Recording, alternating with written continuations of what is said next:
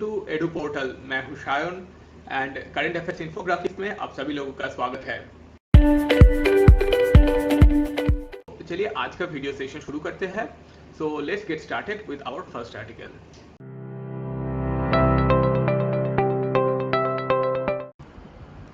So the news number 1 is Center won't extend the deadline for levy on foreign e-com firms। तो foreign e-com firms का जो levy है वो submission करने का डेडलाइन गवर्नमेंट एक्सटेंड नहीं करेगा। तो ये न्यूज़ है। तो यहाँ पर हम देख लेंगे लेवी क्या है और फॉरेन ई-कॉम फर्म्स भी क्या है। So let's see this. So e commerce stands for electronic commerce. Electronic commerce को हम ई कॉमर्स बोलते हैं and it is the trading of products और सर्विसेज यूजिंग कंप्यूटर नेटवर्क और इंटरनेट। तो इंटरनेट और कंप्यूटर नेटवर्क यूज़ करके जो प्रोडक्ट का सेलिंग और बाइंग होता है उसको हम ई कॉमर्स बोलते हैं। तो एग्जांपल क्या है, ऑनलाइन शॉपिंग है, जैसे कि हम अमेजॉन, फ्लिपकार्ट, ईबे में करते हैं, ये सब है। तो इसका एडवांटेज क्या है, companies no longer need to be physically present in a particular country to conduct the business. तो किसी कंट्री पे अगर ये बिजनेस कॉन्टैक्ट करना चाहते हैं तो ये ज़रूरी नहीं है कि वो कंट्री पे उस कंपनी को फिजिकली प्रेजेंट रहना होगा।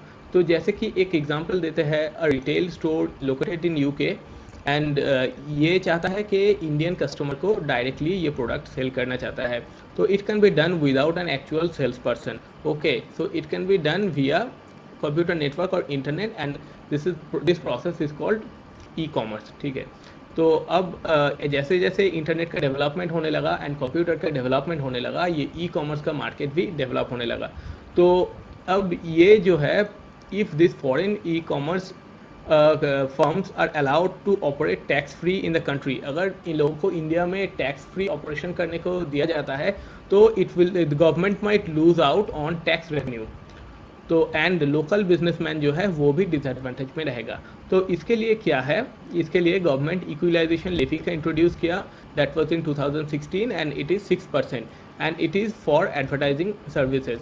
And then income tax department also introduce 2% extra levy, 2% new levy ये इंट्रोड्यूस किया। Why? For on digital transaction, digital transaction के ऊपर ये 2% लेवी इंट्रोड्यूस किया। ठीक है। तो ये इफेक्टिव था 1 अप्रैल 2020 से। तो ये दोनों टैक्स और लेवी इंट्रोड्यूस किया गया। ठीक है। तो अब हम देख लेंगे इक्वलाइजेशन लेवी है क्या। तो ये equalisation levy this is of 6% to be withheld by an Indian resident, ये हम देख लेंगे। And the services currently relate to online advertisement. ठीक है। तो चलिए देख लेते हैं। तो इक्वलाइजेशन लेवी क्या है, it is related to e commerce that we have seen recently. And कैसे ये इंट्रोड्यूस किया गया है, a new chapter 8 is introduced by the finance act 2016। जो फाइनेंस एक्ट है 2016 का, ये इंट्रोड्यूस किया एक new chapter, that is chapter number 8 which is related to the provision of equalisation levy. And ये कहाँ पर ऐड किया है, ये ऐड किया गया है इनकम टैक्स एक्ट 1961 पर। ठीक है। तो सेक्शन 165 जो है, this is for charging section of equalisation levy and ये इक्वलाइजेशन लेवी एप्लीकेबल था 1 जून 2016 से and at the rate of 6% से। ठीक है। तो ये इंट्रोड्यूस करने का इंटेंशन क्या था, intention of taxing the digital transaction that is income accruing to foreign e commerce companies from India. तो फॉरेन ई कॉमर्स जो कंपनीज है वो लोग इंडिया से जो इनकम कर रहा है उसके ऊपर एक टैक्स लगा दिया गया है। तो ये कौन सा सर्विस कवर कर रहा है, online advertisement, any provision for digital advertisement space और फैसिलिटीज। सपोज इंडिया का कोई person he wants to expand his business and वो फेसबुक पे ऐड दिया है। ठीक है। तो फेसबुक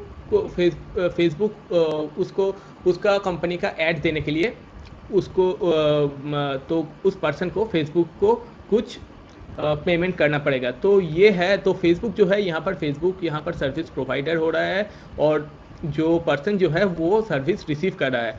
ठीक है। तो ये ऑनलाइन एडवर्टाइजमेंट के लिए तो उसको इक्वलाइजेशन लेवी पे करना पड़ेगा।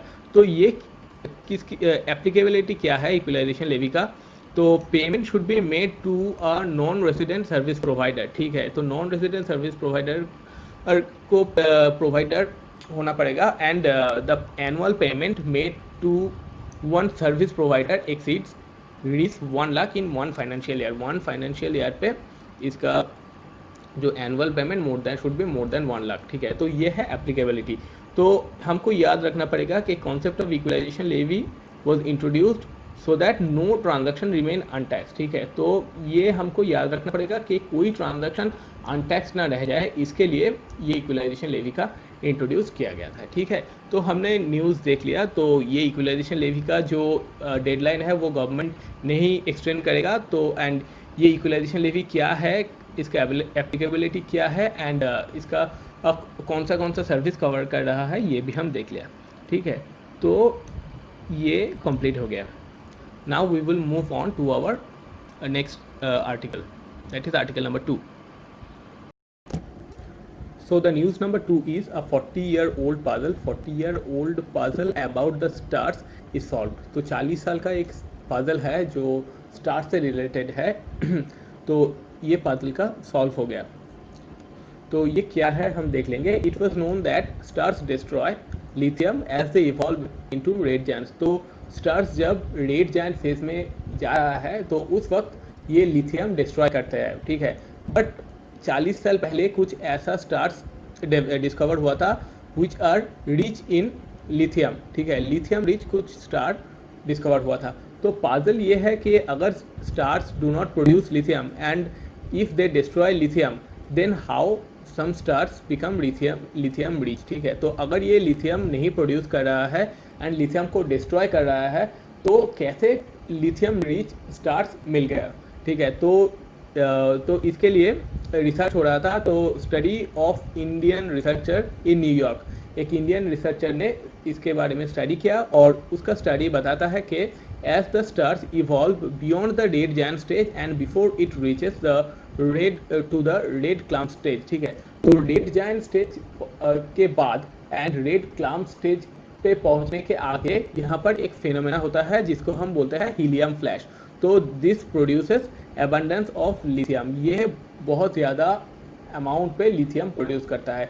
तो ये है पाजल का सॉल्व, ठीक है। तो रेड जायंट स्टेज कवर करके बट रेड क्लम्प स्टेज पे पहुंचने के आगे हीलियम फ्लैश नाम का एक इंसिडेंट होता है और फेनोमेना होता है जिसके लिए बहुत सारा लिथियम प्रोड्यूस होता है। This is the mystery of lithium rich stars, ठीक है। तो ये हम देखते हैं रेड जायंट स्टेज, ठीक है।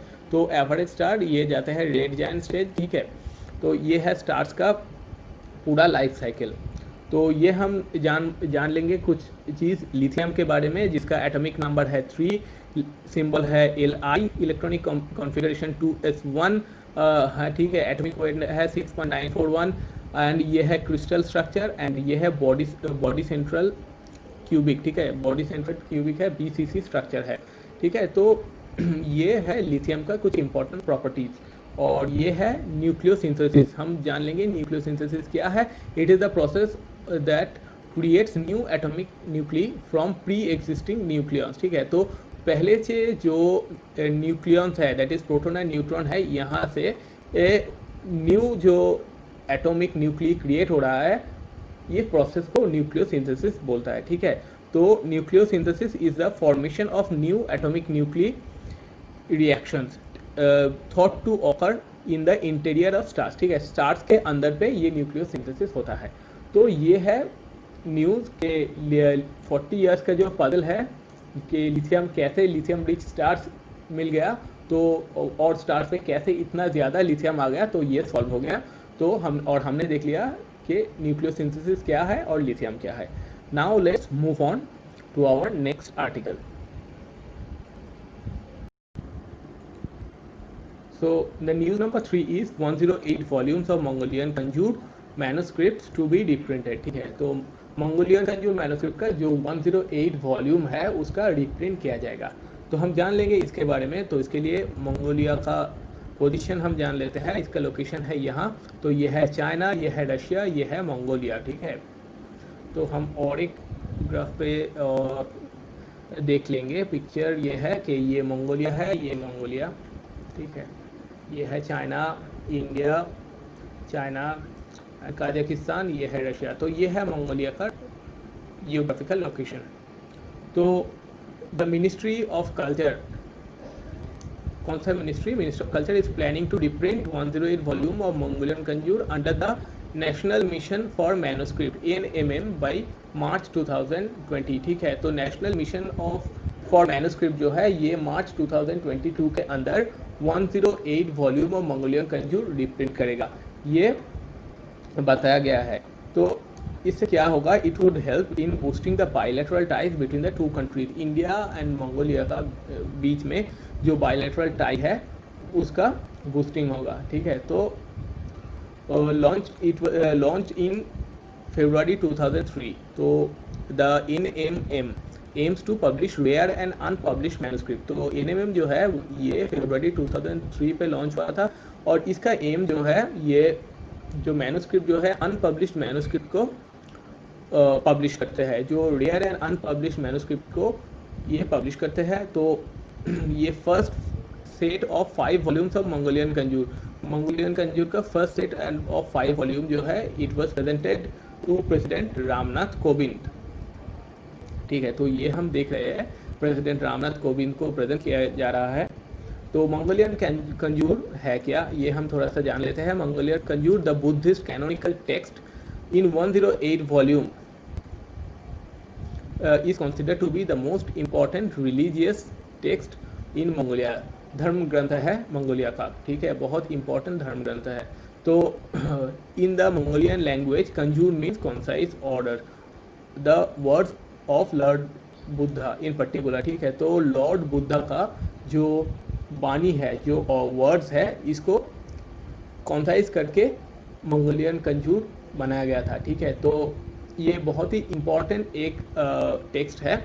तो लॉर्ड बुद्धा का जो वाणी है उसके वो लिखा है इसमें। तो इन ड्यूरिंग 1956-1958 प्रोफेसर रघुवीरा obtain microfilm copy of the rare Kanjur manuscript. Professor रघुवीरा ये कंजूर मैन्युस्क्रिप्ट का रेयर ये जो माइक्रोफिल्म कॉपी है इसको मिला था और ये ब्रॉड दैट टू इंडिया, ये इंडिया पे ले आए थे। उसके बाद it was the 108 volumes of Mongolian Kanjur was publish in 1970 by professor Lokesh Chandra the former member of parliament Rajya Sabha. ठीक है, तो 1970s में ये पब्लिश किया गया था 108 वॉल्यूम।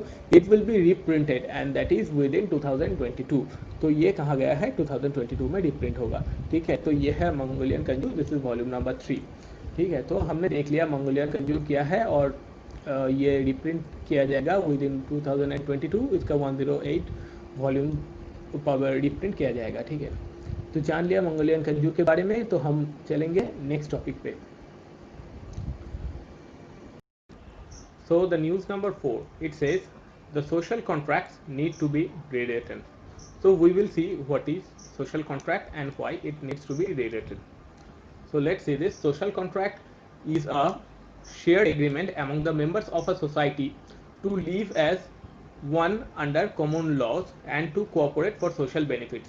तो सोसाइटी में जो पीपल है उनका एक शेयर्ड एग्रीमेंट है कि we will live under a common laws। ठीक है, तो according to the social contract theory, people of the society give up certain rights and privileges in return of peace and protection। peace and protection के लिए people कुछ certain rights and privilege वो छोड़ देते हैं। तो ये है, this is according to the social contract theory, but it has been observed that during the novel coronavirus pandemic access to information about pandemic is not equal। तो सबके पास information same नहीं है।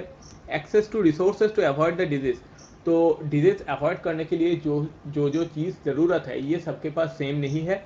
And access to treatment is not equal, and सबके पास treatment का भी equal facility नहीं है। तो this results towards uneven impact of pandemic on the people of different state of society. तो इसके कारण पैंडेमिक का इम्पैक्ट जो है तो सभी सोसाइटी का सभी पीपल के ऊपर इक्वल नहीं है, तो अनइक्वल और uneven impact of the pandemic. तो सोसाइटी का ये जो इनइक्वालिटी है ये मेज़र करने के लिए एक मेजरमेंट प्रोसेस है और एक मेजरमेंट कोएफिशिएंट है जिसको हम गिनी कोएफिशिएंट बोलते हैं। तो we will see what is Gini coefficient. So mathematically Gini coefficient is a by a plus b। ठीक है, तो a है, ये एरिया है a एंड b है ये एरिया। ठीक है। तो ए बाई ए प्लस बी ये है गिनी coefficient. In developed countries Guinea coefficient 0.3 से 0.4 के अंदर रहता है, ठीक है। And what it is a statistical measure of countries income distribution. Country का इनकम डिस्ट्रीब्यूशन का एक स्टैटिस्टिकल मेजरमेंट है ये गिनी कोएफिशिएंट। तो जान लेते हैं गिनी कोएफिशिएंट के बारे में। तो गिनी कोएफिशिएंट और Gini index is a statistical measure of distribution which was developed by Italian statistician Corrado Gini in 1912, ठीक है। तो it is used as a gauge of economic inequality. तो इकोनॉमिक इनइक्वालिटी मेजर करने के लिए that is the measuring the income distribution among the population, ये एक बहुत इफेक्टिव मेथड है। तो Gini coefficient range is 0 to 1, ठीक है। तो 0 represent perfect equality and 1 represent perfect inequality. तो Gini coefficient is a measure of deviation from the perfect equality, ठीक है। तो परफेक्ट इक्वालिटी से जितना ज्यादा डेविएट करेगा गिनी कोएफिशिएंट के वैल्यू उतना ही बढ़ेगा। The farther a Lorentz curve deviate from the perfectly equal straight line, that is the higher the Gini coefficient and the less value the less equal the society, इस society का equality उतना कम होगा, ठीक है। तो हम ये कर्व देख लेते हैं। This straight line is the perfect distribution line or also called the 45-degree line. The line at 45 degree does represent the perfect equality. So at perfect equality Gini coefficient will be 0. So here this is the Lorentz curve, ठीक है। Lorentz curve क्या है, इसका definition है it plots the proportion of the total income of the population in y-axis that is cumulatively earned by the bottom x% of the population. तो ये है Lorentz curve, ये है परफेक्ट डिस्ट्रीब्यूशन लाइन और 45 डिग्री लाइन, ठीक है। और गिनी coefficient इस कर्व से हम निकाल लेते हैं। तो ये है परफेक्ट इक्वालिटी, जहाँ पर देखते हैं Laurent curve is coinciding with the perfect equality line. So Gini coefficient is 0. Here Gini coefficient is here the Lorentz curve is deviating from the perfect equality line. So Gini coefficient greater than 0. Here it is in 3. It is deviating more than 2. So here the more unequal the society is, and here it is deviating much more. Here the Gini coefficient value is 1. So it is total inequality, ठीक है। ये perfect equality है, ये total inequality है, और इन बीच में जो है ये भी अनइक्वल है, ठीक है, ठीक है। तो इनइक्वालिटी इन द सोसाइटी। तो वाई एक्सिस पे क्यूमुलेटिव पार्टिसिपेशन, एक्स एक्सिस पे क्यूमुलेटिव पॉपुलेशन है, ठीक है। तो ये हम देख लिया। तो चलिए let's move to the next article. तो यहाँ पर हमने देख लिया क्या है। तो according to the social contract the people should come under a common law, but during the pandemic it has been found that they are not getting facility, all of them are not getting same facilities, okay. So here is the unequal distribution of resources or treatment facilities in the society. That's why it has been stated that if the social contracts need to be rewritten, ठीक है। और social contract rewritten करने के लिए society का जो inequality measurement करते हैं उसके लिए हम गिनी कोएफिशिएंट का वैल्यू जानना बहुत ज़रूरी है, तो इसलिए हमने गिनी कोएफिशिएंट पढ़ लिया। तो now let's move on to the next article. So the news number 5 is Rewa solar project. तो हम जान लेंगे रेवा सोलर प्रोजेक्ट क्या है। तो ये है रेवा सोलर प्रोजेक्ट का पिक्चर। तो it is 750 megawatts Rewa solar power plant in Madhya Pradesh पे है, और 750 मेगावाट का है। और देशवासी के लिए ये हमारा प्राइम मिनिस्टर मोदी जी ने 10 जुलाई 2020 को डेडिकेट कर दिया है। The solar plant was set up by Rewa Ultra Mega Solar Limited. It is a joint venture between Madhya Pradesh Urja Vikas Nigam Limited and Centers Solar Energy Corporation of India, ठीक है। तो government, central government से इनको financial assistance मिला है 138 करोड़, ठीक है। तो इस प्लांट पे 3 सोलर पावर जनरेटिंग यूनिट है, 3 सोलर पावर जनरेटिंग यूनिट है। और जो इसका लोकेशन है यहाँ पर 500 हेक्टेयर प्लॉट पे ये सोलर पावर प्लांट है, और टोटल सोलर जो पार्क है उसका एरिया है 1500 हेक्टेयर, ठीक है। तो ये है रेवा, हम देख सकते हैं ये रेवा है। तो हम और भी, ये है रेवा टोटल इंडिया के मैप पे। अगर मध्य प्रदेश का मैप देखें तो यहाँ पर है, ये है रेवा, ठीक है। ये है रेवा, यहाँ पर ये सोलर पावर प्लांट किया गया है। तो Mahindra renewables private limited and audition clean energy private and ACME Jaipur Solar Private are three companies that back the mandate to build 3 generating unit. हमने पहले ही देखा है कि 3 पावर जनरेटिंग यूनिट है, तो ये 3 कंपनी जो है, ये 3 कंपनी ने रिस्पॉन्सिबिलिटी लिया है तो इनको बनाने के लिए. It is expected to reduce the country's emission by an amount equivalent to 15 lakh ton of carbon dioxide annually. तो हर साल ये एक्सपेक्ट किया जा रहा है कि हर साल ये 15 lakh ton of carbon dioxide emission घटा देगा, रिड्यूस करेगा. ठीक है, तो ये सोलर पावर प्लांट से Madhya Pradesh power management corporation company limited MPPMCL को 76% पावर मिलेगा and Delhi metro rail corporation को 24% पावर मिलेगा. ठीक है, तो ये ऐसा एक प्रोजेक्ट है, फर्स्ट प्रोजेक्ट है which is getting funding from clean technology first project है which is getting funding from clean technology fund in India. ठीक है, एंड ये वर्ल्ड बैंक फंडिंग, ये है world bank funding first solar park in India. ठीक है, तो ये है रेवा सोलर पावर प्लांट. हमने जान लिया ये क्या है और ये इसका लोकेशन क्या है और इससे कितना पावर हम लोग को मिल रहा है और ये एक्सपेक्ट कर रहा है कि ये कंट्री का कार्बन डाइऑक्साइड एमिशन भी घटा देगा. ठीक है, तो हो गया ये. तो let's move to the next article. So the news number 6 is UAE, United Arab Emirates, in support of Open Sky Agreement with India. तो हम देख लेंगे ये क्या है. तो ये है UAE, ये है UAE का लोकेशन. ठीक है, तो हम देखते हैं ये क्या है ओपन स्काई एग्रीमेंट. तो UAE is keen to have open sky agreement with India. India के साथ ओपन स्काई एग्रीमेंट में UAE बहुत ही इच्छुक है. ठीक है, तो there are about 1068 flights a week between India and UAE. तो इंडिया और UAE के बीच 1068 फ्लाइट्स चलता है इन अ वीक. ठीक है, तो this is under the bilateral air service agreement. ठीक है, तो इस एग्रीमेंट के अनुसार इंडिया और UAE के बीच 1068 फ्लाइट्स पर वीक चलता है. तो इंडिया किस किस के साथ इंडिया का ओपन स्काई पॉलिसी है with certain countries and those beyond 5000 kilometre in radius. ठीक है, तो this means that nations within this distance need to enter a bilateral agreement. तो within this distance 5000 kilometre radius के distance पे जो country है उनको एक bilateral agreement पे जाना होगा to determine the number of flights that their airlines can operate between two countries. तो bilateral agreement होगा किस लिए? इसलिए कि उन दो कंट्री के बीच कितना फ्लाइट्स चलेगा. ठीक है, तो इसलिए एग्रीमेंट होगा. तो इंडिया और UAE के बीच वैसा ही एग्रीमेंट है, तो इस एग्रीमेंट के अनुसार इतना फ्लाइट चलता है 1068 flight. Now UAE wants to revisit this policy. ठीक है, तो UAE इंडिया ये पॉलिसी को रिविजिट करना चाहते हैं. तो India has open sky agreement और किस किस के साथ है? जापान, ग्रीस, जमाइका, गुआना, चेक रिपब्लिक, फिनलैंड, स्पेन, श्रीलंका, इन लोगों के साथ इंडिया का ओपन स्काई एग्रीमेंट है.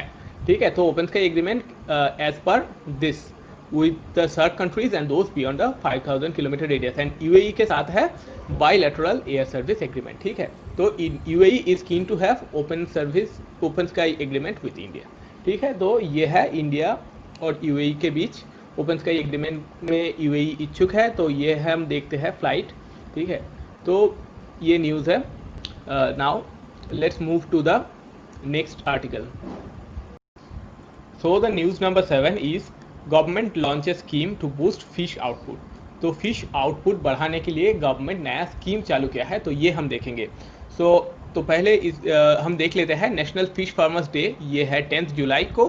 10 जुलाई 2020 में हमने national fish farmers day celebrate किया. ठीक है, तो celebration of national fish farmers day on 10 July 2020 by department of fisheries. Department of fisheries government of India जो है ये in collaboration with national fisheries development board NFDB, ये NFDB के collaboration में ये national fish farmers day celebrate किया. तो national fish farmers day क्यों सेलिब्रेट किया जाता है? So it is celebrated every year on 10 July in remembrance of scientist doctor KH Alikuhi and Dr. HL Chaudhary for the development of seed production technology through induced breeding. ठीक है, तो seed production technology through induced breeding जिसको हाइपोफाइसेशन भी बोला जाता है, तो ये टेक्नोलॉजी का डेवलपमेंट हुआ था. तो इसके शरण में हम 10 जुलाई को national fish farmers day celebrate करते हैं। तो ठीक है, तो हम देखते हैं इस ईयर गवर्नमेंट में क्या पॉलिसी लिया। तो the government of India has launch a new scheme with an outlay of 20,050 crore over the next 5 year. ठीक है, तो नेक्स्ट 5 ईयर में फिश प्रोडक्शन को बढ़ाने के लिए 20,050 करोड़ का एक आउटले बनाया है, एक प्रपोजल दिया है, and it will set up fish cryo bank across the country. तो देश में फिश क्रायो बैंक का सेटअप होगा। तो फिश क्रायो बैंक क्या है? Fish cryo bank will facilitate all time availability of fish farms of desired species to fish farmer। तो fish farmer का जो species चाहिए fish का, वो fish का sperm will be available in the fish cryo bank all the time in the year, so this will be highly advantageous। ठीक है, तो this will be the first time in the world when fish cryo bank will be established। तो world में ये पहला है fish cryo bank। so this will bring a revolutionary change in the fisheries sector in the country for enhancing fish production। तो fish production बढ़ेगा and increase the prosperity among the fish farmers। तो जैसे कि fish production बढ़ेगा, production बढ़ेगा, तो prosperity of fish farmers भी बढ़ेगा। तो ये एक बहुत ही अच्छा पॉलिसी है। ठीक है, तो क्रायोमिल्ट जो टेक्नोलॉजी है developed by NBFGR in support with NFDB, it is helpful in establishment of fish cryo bank. ठीक है, तो फिश क्रायो बैंक एस्टेब्लिश करने के लिए ये टेक्नोलॉजी बहुत ही हेल्पफुल है। तो ठीक है, तो हमने देख लिया ये 10 जुलाई को नेशनल फिश फार्मर्स डे है, और ये फिश फार्मर्स डे में डे में किस लिए हम सेलिब्रेट करते हैं ये भी देख लिया, और गवर्नमेंट का पॉलिसी भी देख लिया कि फिश क्रायो बैंक भी ये सेटअप करेंगे। ठीक है, तो let's see what we have studied so far. ठीक है, तो first we have studied equalisation levy. ये इक्वलाइजेशन लेवी क्या है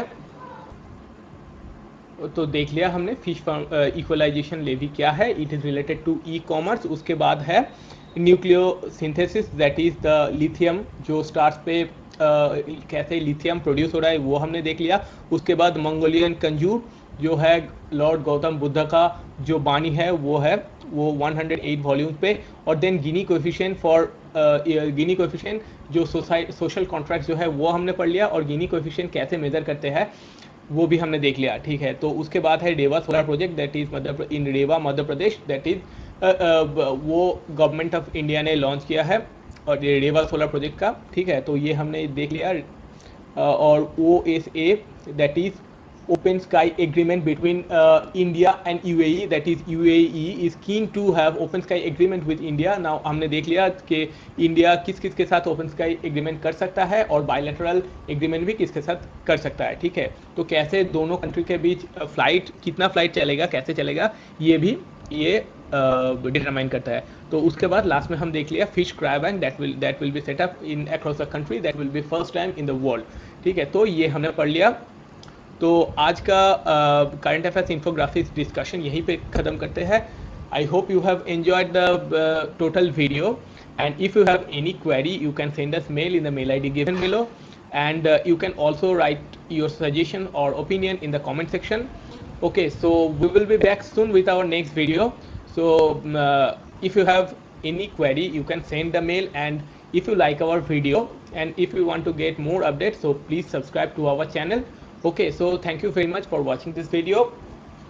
अच्छे रहना, have a nice day, goodbye.